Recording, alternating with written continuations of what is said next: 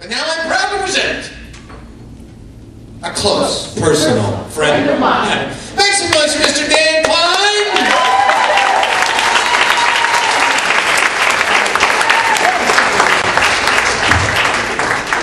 Hello! You don't care how I'm doing, I don't care how you're doing. That's not true at all. I just didn't think you wanted that question one more time.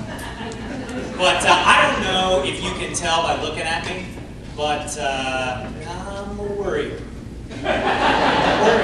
Do we have any worriers out there? Any people that just can't be happy no matter how good things are going? It's always something to worry about. Anybody? Anybody? Yeah. You guys are all cool. You're out on Tuesday night. What do you got?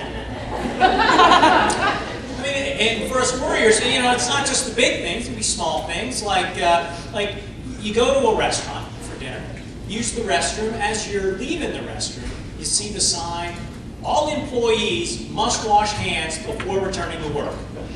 And most people think, well, that's good that the restaurant has and enforces such a policy. Me, I worry and I think, ew, what kind of food handlers are they hiring that they need to be ordered to wash their hands after wiping themselves? Probably the kind that don't pay attention to signs. Don't worry about everything. It can be everyday kinds of things. Like when I get in an elevator alone, push my floor, I start worrying that the doors aren't going to close fast enough so I can take the trip by myself. Kind of the solo flight up, straight, you know, the non-stop to my floor. Just happened just last week. I'm at work, and I am late for a very important meeting. It's a meeting with my boss, his boss, and all their peers. And I was the one who called the meeting, and I'm late.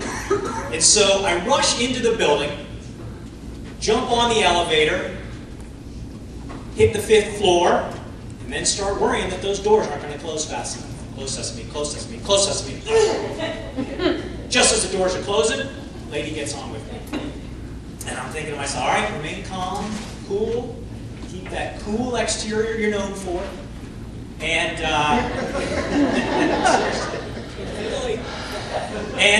so as she's reaching for the buttons, I'm thinking, go high, 5 or high, go high, and she hits a 2.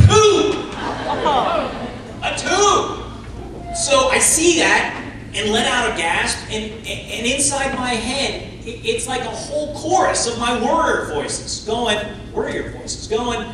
holy crap! You're gonna get fired! You are so late, don't even bother going to the meeting. I got pictures of these people sitting around the conference table, like checking their watches, going, did this idiot even show up for work today? So by the time we get to her floor, I've got so much pent-up energy, I gotta say something. So I'm like, here we are, the 2nd floor, floor 2, the deuce. In other words, the floor immediately above floor 1. Yeah, she was pretty pissed. I mean, she didn't say anything, but you know how we all have those non-verbal cues that we throw off to let somebody know we're not exactly happy with them? Yeah, her deal was, as she was leaving the elevator, she rolled over my foot with the wheel of her chair.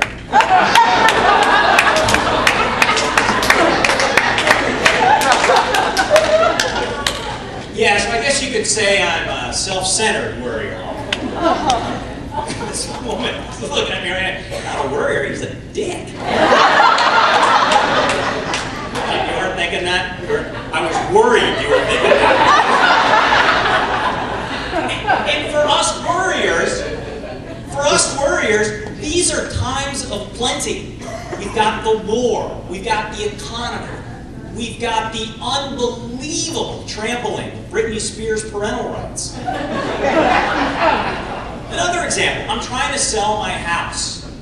Yeah, I'm trying to sell my house in this market. I mean, holy cow. Trying to find my for sale sign is like finding a needle in a needle stack. I mean, for anybody in this crappy market to even look at your house, you you've got to be offering some outrageous deal, something that makes you stand out among all the other houses for sale. So what I'm trying is, I'm throwing in a year of my gardener services if you get my house. Kind of a buy one, get one free deal. I see you are familiar with Juan Jakubowski's work. He's very good. And of course, food prices are skyrocketing. On my way over here, I passed Arby's, advertising their 5 for 500 deal. And let's face it, the McDonald's dollar menu, yeah, that's more vacant than a stare from Paris Hilton playing Jeopardy. And it's not just that food prices are going up, it's how fast they're going up. Like a couple nights ago, I was at the Taco Bell drive-thru, placed my order. By the time I get to the window, it went up $7.50.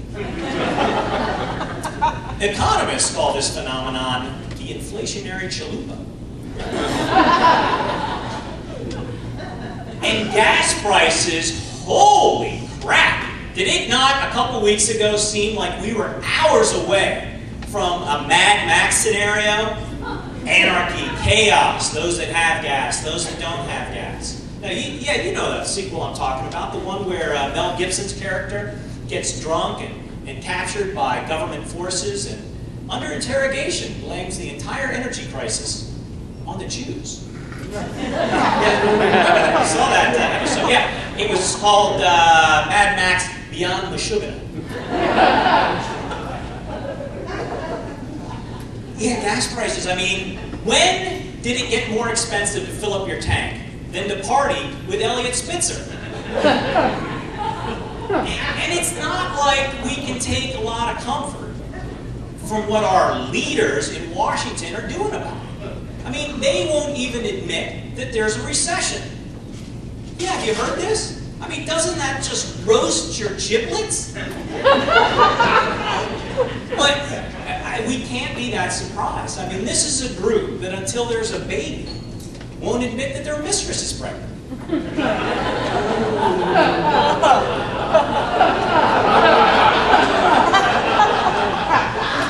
Too soon, too soon.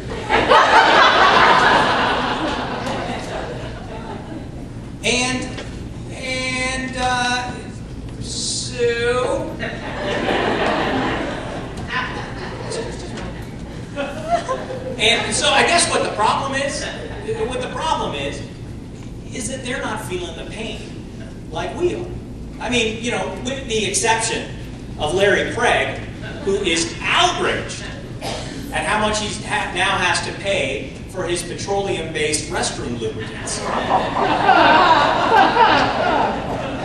But it's not like we're not doing something about it. As individual Americans, we're not waiting on our lame leadership We're taking matters into our own hands and doing something about it. I mean, do you guys realize that in the first half of this year, we drove 40 billion fewer miles than we did the year before? Dead serious. 40 billion. Exactly. So I guess what I'm saying is that I'm worried that if we're not careful, global warming may be a luxury we can no longer afford. Thank you very much.